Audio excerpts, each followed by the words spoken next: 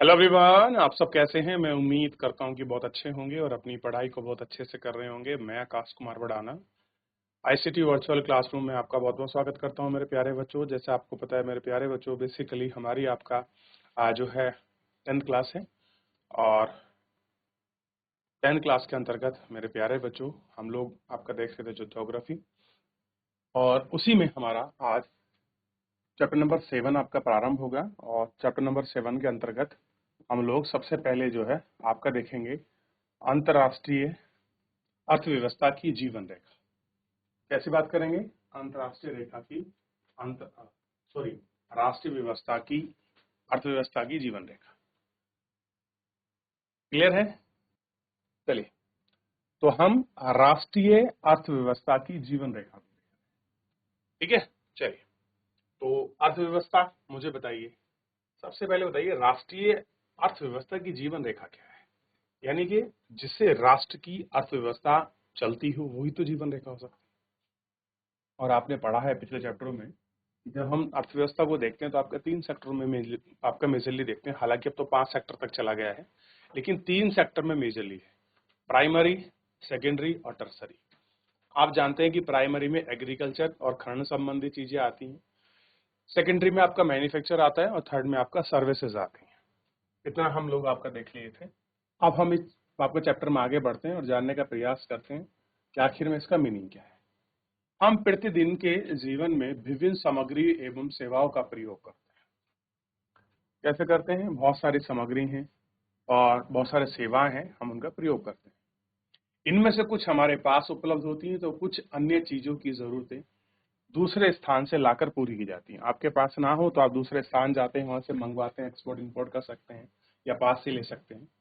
वस्तु तथा सेवाओं की मांग स्थल आपूर्ति पर अपने आप नहीं पहुंचती। वस्तुओं तथा सेवाओं की पूर्ति स्थान की मांगों तक ले जाने हेतु परिवहन की आवश्यकता होती है।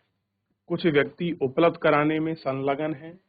जो व्यक्ति उत्पादन को परिवहन द्वारा उपभोग तक पहुंचाते हैं उन्हें व्यापारी कहा जाता है। व्यापारी कौन होते हैं? मैंने वस्तु का उत्पादन किया, मुझसे खरीद लिया, किसी एक व्यक्ति को जरूरत है, उस तक जो पहुंचा रहा है वो क्या है? एक उपभोग है जो उसको कंज्यूम करेगा, एक उत्पादकता है जो उसको उत्पन्न कर रहा है, जो बना रहा है, पैदा कर रहा है या उसका प्रोडक्शन कर रहा है। उसके बीच में जो लेन देन करता है वही है आपका व्यापारी। अतः देश के एक विकसित गति वस्तु और सेवा के उत्पादन के साथ साथ एक स्थान से दूसरे स्थान तक मूवमेंट की सुविधा पर निर्भर करता है। इसलिए सक्षम परिवहन तीव्र विकास हेतु पूर्व अपेक्षित है। वस्तु एवं आपका सेवाओं का लाना ले जाना पृथ्वी की 3 महत्वपूर्ण क्षेत्र हैं, स्थल, जल और वायु। इन आधार पर आपका परिवहन को जल एवं वायु परिवहन में वर्गीकृत किया जा सकता है। कैसे हैं? इन सारी चीजों में आपका वर्गीकृत हम लोग आपका कर सकते हैं। में विस्तृत वृद्धि है। सक्षम व आपका तीव्र गति वाले परिवहन से आज संसार के बड़े गांव में परिवर्तन हो रहा है, और संसार का एक बहुत बड़ा गांव है जो परिवर्तित हो रहा है। परिवहन का विकास संचार विकास की सहायता पर ही संभव हो सकता है। इसलिए परिवहन, संचार, व्यापार एक दूसरे के पूरक है। कैसे हैं? एक दूसरे के पूरक है। आप जानते हैं व्यापार संचार कैसे हैं? कम्युनिकेशन है, आपस में तारीख करते हैं। मान लीजिए कि ऑर्डर करना है, आज तारीख फोन से बुक कर सकते हैं, पहले जाना पड़ता था, वहां से लाना पड़ता था, तब चीजें होती थी। अब कैसे एक दूसरे के पूरक के रूप में उभरे हैं, ठीक। और आज भारत के विशाल आकार, विविधता, भाषा, समाज, सांस्कृतिक बहुताओं के बावजूद संसार के सभी सुचारू रेल, वायु, जल, समाचार, रेडियो, दूरदर्शन, सिनेमा, इंटरनेट आदि से भी सामाजिक विकास के अनेक प्रकार में सहायता है। स्थानीय अंतर्राष्ट्रीय स्तर में व्यापार, अर्थव्यवस्था, जीवन शक्ति है। इनमें हमारे जीवन को समृद्ध किया है। आरामदायक जीवन के लिए सुविकसित बढ़ोतरी की गई है। कैसी है? उन सबको सुविकसित जो बढ़ोतरी है वो आपकी की गई है, और आप इसको देख सकते हैं ये बढ़ोतरी कैसी और किस प्रकार की। तो आपको पता लगा कि हमारे दैनिक जीवन में किस तरह की चीजें हैं। कैसे चीजों को होता है, मूवमेंट कैसे करते हैं, ट्रेड कैसे होता है, उत्पादन से उपभोक्ता तक जो आपकी चीजें पहुंचती हैं, एक माध्यम से दूसरे माध्यम तक, संस्कृति और विविधताओं में सारे क्षेत्र में संसार की जरूरतों को पूरा करने के लिए कैसे कैसे आपका रेल, वायु, जल परिवहन होता है, संचार, रेडियो, ये सारे आपके ट्रांसफोर्स होते हैं। ये चीज आप इसमें अभी देखा। चलिए आगे बढ़ रहे हैं। इस अध्याय में हम पढ़ेंगे कि किस प्रकार आधुनिक संचार और परिवहन के साथ हमारे देश और इनकी आधुनिक अर्थव्यवस्थाओं का संचालन करती है। ये हम लोग इसमें आता है परिवहन के संदर्भ, स्थल, जल और वायु। सबसे पहले देखिए स्थल से, भाई सड़क के माध्यम से भी आपका परिवहन होता है, दूसरा रेल के माध्यम से होता है और तीसरा पाइपलाइन के माध्यम से। जल में क्या होता है, आंतरिक यानी कि जो आपका देश के अंदर व्यापार होता है, समुद्री परिवहन, एक देश से दूसरे देश जाते हैं। अच्छा, वायु में क्या होता है, एक आती होती है घरेलू विमान सेवा जो देश के अंदर ही चलती है, एक होती है विदेशी जो देश से बाहर सवारी को लाती ले जाती है। इनमें आपका सार्वजनिक परिवहन होता है और निजी, यानी कि एक होता है आपका सरकारी सेक्टर की, एक होती है प्राइवेट सेक्टर की। भाई जो आपकी विमान सेवाएं हैं ये आपका किसी व्यक्ति विशेष की भी हो सकती हैं और किसी गवर्नमेंट या किसी आपका संस्था की भी हो सकती हैं। क्लियर है? तो यही तो माध्यम है परिवहन का। क्लियर है ना भाई? या तो आप जमीन से करोगे, जल से करोगे, या फिर आपका वायु से करोगे, यही माध्यम तो है किसी को मंगाने के। अब देखिए ये चीजें आपकी भौतिक रूप से आती। क्लियर है? अगर आपको वैसी खाली उनकी जानकारी फोटो चाहिए तो वो तो कहां से मिल सकती है आपको, संचार कम्युनिकेशन के माध्यम से मिल सकती है, सूचना से मिल सकती है। बहुत समय तक व्यापार और परिवहन की सुविधा सीमित क्षेत्र तक किया गया। ज्ञान, विज्ञान और प्रौद्योगिकी के विकास के साथ साथ व्यापार और परिवहन के प्रभाव क्षेत्र स्पष्ट हैं। सघन और आशा सक्षम परिवहन जाल संचार के माध्यम से आज विश्व और राष्ट्र स्थानीय में अपूर्वेक्षीय, यानी जिस तरह की हमने इंफॉर्मेशन टेक्नोलॉजी से आपकी चीजें डेवलप करी हैं, आप देखिए कितनी अच्छी कार आ रही है, कितने अच्छे रेल हाईटेक हो गई है, पाइपलाइन कैसा है, और हम लोग जहाज के माध्यम से कैसे कैसे नई नई चीजें लेके आ रहे हैं, कैसे उनको डेवलप कर रहे हैं। ये सारी चीजें हम लोगों को इसमें बड़े अच्छे रूप में दिखाई दी हैं और हम इनको देख रहे हैं। क्लियर है? बात कर रहे हैं ट्रांसपोर्टेशन की, परिवहन की। परिवहन देखिए, भारत विश्व का दूसरा सर्वाधिक सड़क जाल वाला देश है। कैसा है? भारत विश्व का सड़क जाल वाला आपका कौन सा दूसरा सर्वाधिक देश है। यह सड़क जाल में लगभग 62.16 यानी कि 62 लाख लगभग हकीमी हमारे पास क्या है, रोड है। और ये 2020-21 का डाटा है। अब नया ट्रांसपोर्टेशन का डाटा आएगा 24-25 या 25-26 का, तब हमें और अच्छा पता लगेगा, शायद ये 75 के आसपास पहुंच जाए। भारत में सड़क परिवहन रेल निर्माण प्रारंभ हुआ है। निर्माण व्यवस्था में सड़क परिवहन, रेल परिवहन अपेक्षाकृत सुविधाजनक, रेल परिवहन की अपेक्षा सड़क परिवहन की बढ़ती महत्ता का निम्न कारण है। रेलवे लाइन की अपेक्षा सड़क की निर्माण लागत बहुत कम है। अपेक्षाकृत उबड़ खाबड़ व आपका विच्छेदित भूभाग में सड़कें बनाई जाती है। अधिक ढाल प्रवणता और पहाड़ी क्षेत्रों में भी सड़कें निर्मित की जा सकती हैं। अपेक्षित कम व्यक्ति और कम दूरी और कम वस्तुओं के परिवहन के लिए सड़क मितव्यय हैं। मितव्यय का मतलब अधिक खर्चे वाली हैं।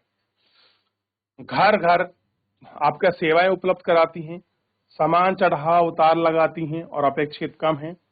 सड़क परिवहन अन्य परिवहन संसाधनों का उपयोग एक कड़ी रूप से कार्य करते हैं, जैसे सड़कें, रेलवे स्टेशन, वायु, समुद्री मार्ग, इन सब से आपका जोड़ी जाती है। तो ये सारी चीजें आप इसमें देख सकते हो जिनके माध्यम से ये आपका होता है।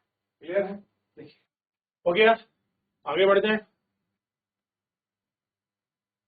भारत में सड़कों की क्षमता के आधार पर इन्हें 6 वर्गों में वर्गीकृत किया गया है। कौन से हैं? राष्ट्रीय राजमार्गों के मानचित्र देखें तो इन्हें सड़क में महत्वपूर्ण भूमिका है। पहली है स्वर्णिम चतुर्भुज महाराष्ट्रीय राजमार्ग, यानी कि गोल्डन क्वालिटी सुपर हाईवे। कैसे है?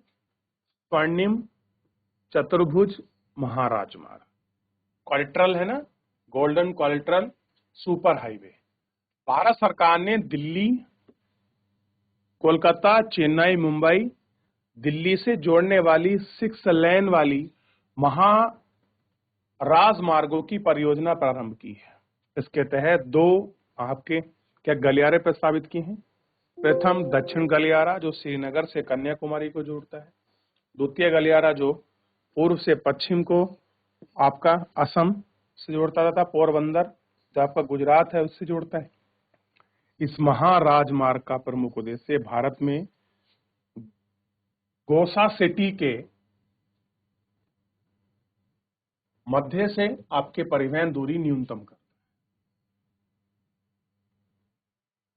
भारत के राष्ट्रीय राजमार्ग प्राधिकरण NHAI का अधिकार क्षेत्र है। राष्ट्रीय राजमार्ग नेशनल हाईवे आप देख सकते हैं। राष्ट्रीय राजमार्ग दूरस्थ भागों को जोड़ता है। प्राथमिक सड़कें तंत्र हैं। इनके प्रमुख राजमार्गों उत्तर से दक्षिण तथा पूर्व से पश्चिम दिशा में फैले हैं। राज्य मार्ग स्टेट हाईवे राज्यों की राजधानी को जिला मुख्यालयों से जोड़ने वाली सड़कें आपके राज्य मार्ग है, यानी कि जो जिले से राज्य के हाईवे को जोड़ते हैं और जो राज्य से आपके जिलों के जोड़ते हैं आपका हाईवे को जोड़ते हैं। भाई जिले का किसको जोड़ेगा, स्टेट के हाईवे को, और स्टेट वाला किसको जोड़ेगा, आपका नेशनल हाईवे को। क्लियर है, यही श्रृंखला इन्होंने रखी हुई है। और आजकल देखिए कैसे शानदार हाईवे बनाए जा रहे हैं, 6 लेन हाईवे, 4 लेन हाईवे। ठीक है, अब हम बात करते हैं डिस्ट्रिक्ट हाईवे की। जिला मार्ग, ये सड़कें जिले के विभिन्न आपके प्रशासनिक केंद्र आपका जिला मुख्यालय को जोड़ती हैं। अन्य सड़कें वर्ग के अंतर्गत अन्य वे सड़कें आती हैं जो ग्रामीण क्षेत्रों से गांवों और शहरों को जोड़ती हैं। जैसे प्रधानमंत्री ग्राम सड़क परियोजना के तहत सड़कों के विकास में विशेष प्रोत्साहन मिला। इस परियोजना में कुछ विशेष प्रावधान है जिससे देश के प्रत्येक गांव को प्रमुख शहरों से आपके पक्की रोडों के माध्यम से वर्ष भर आपके चला जा सके।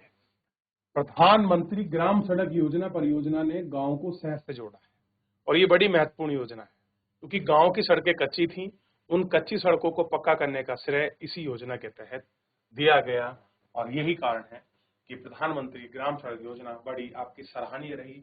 अटल बिहारी वाजपेयी द्वारा इसको चलाया गया। ठीक है, और स्वर्णिम चतुर्भुज योजना आगे बढ़े। अब देखिए ये स्वर्णिम चतुर्भुज योजना का ही मैप। अब कुछ आपकी सीमांत सड़कें होती हैं। उपरोक्त सड़कों के अतिरिक्त भारत सरकार आपका प्राधिकरण के अधीन सीमा सड़क संगठन है। किसके हैं, ध्यान दीजिए, भारत सरकार के अधीन सीमा सड़क, जो हमारी बॉर्डर एरिया होते हैं उनके आसपास जो आपकी सड़क बनती है, ठीक, जो आपके देश के सीमांत क्षेत्रों में सड़क का निर्माण और देखरेख करती है। 1960 में बनाया गया जिसका कार्य उत्तर तथा उत्तर पूर्वी क्षेत्रों में सामरिक महत्व की सड़कों का विकास करना है। कब बनाया डिपार्टमेंट, मिनिस्ट्री ऑफ डिफेंस के अंतर है। इन सड़कों के विकास में दुर्गम क्षेत्र में अभिगम्यता बढ़ी है। इन क्षेत्रों से आर्थिक विकास में भी सहायता हुई है। कैसा है, आर्थिक विकास में भी सहायता हुई है। तो ये है सीमांत रोड। आगे बढ़ जाते हैं। ये सड़क मार्ग का पूरा हमने आपका देख लिया कैसे कैसे हाईवे हैं, स्टेट हाईवे हैं। अब देखिए कहां से बनाए गए। ठीक है, नेशनल हाईवे 44,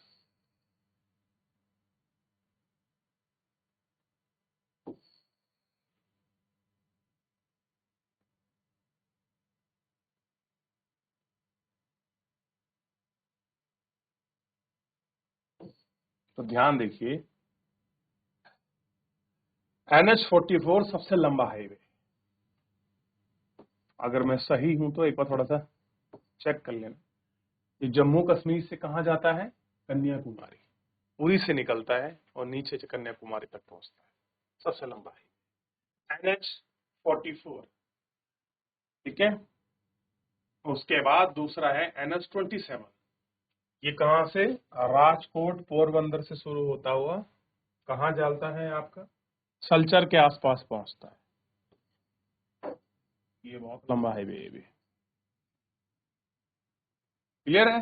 ये देखिए, ये भारत के महत्वपूर्ण हाईवे जो आपको दिखाई दे। हो गया, आगे बढ़ जाए। पीछे तक कोई डाउट किसी बच्चे का, कोई क्वेरी? इतना हमने पढ़ा है हाईवेज वगैरह में, तो हम इस तरीके से पूरा इतना आपका देख लिया, इसकी हमने बात कर ली। चलिए, तो फिलहाल जो है आज के इस लेक्चर में हम लोग इतना ही कंटिन्यू करते हैं। मिलेंगे नेक्स्ट लेक्चर में, तब तक अपना ध्यान रखिए, स्वस्थ रहिए, अपनी पढ़ाई को बहुत अच्छे से करते रहिए। मुझसे जुड़ने के लिए आपका बहुत बहुत धन्यवाद।